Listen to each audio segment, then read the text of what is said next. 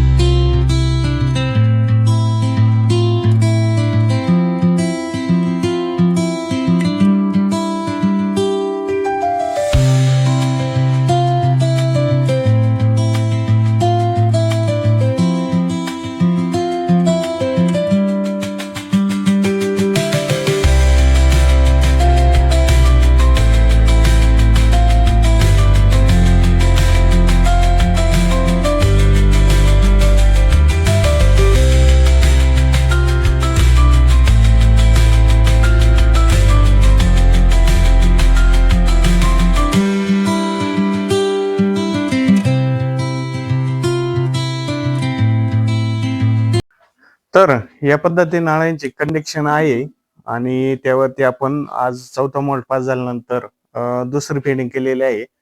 सध्या तरी आपण दोन दोन बेड केलेले आहे दोन्ही साईडना. बघू संध्याकाळी किंवा उद्या सकाळी परत आपण दोन्ही बाजूना तीन तीन बेड तयार करणार आहे, जेणेकरून नाळ्यांना प्रॉपरली पाला पण भेटेल आणि गर्दी पण बेडवरती होणार नाही याची आपण काळजी घ्यायची असते. त्यानंतर विटकरी विजेता आपण काल मारली होती, त्याच्यानंतर आपण 2 दिवसांनी विटकरी विजेता सप्लिमेंट आणि चुना त्याचा व्हिडिओ तर येईनच, कसं टाकायचं, कसं मारायचं, कसं डस्टिंग करायचं.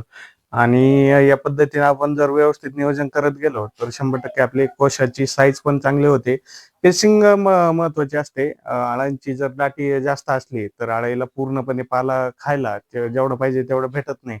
त्याच्यामुळे अळ्यांची जी साईज असते ती बारीक राहत असते. त्याच्यामुळे पेसिंग आपल्याला प्रमाणातच म्हणजे थोडी बऱ्यापैकी ठेवायची, जेणेकरून प्रॉपरली अळीला भरपूर पोट भरून जर पाला भेटला तर अळीची साईज पण होते. अळीची साईज झाल्यानंतर कोशाची पण आपल्याला साईज भेटते आणि ए ग्रेड मध्ये आपला कोश निघत असतो. तर चला, धन्यवाद. आजचा व्हिडिओ तुम्हाला आवडला असेल तर चॅनल सबस्क्राईब करा आणि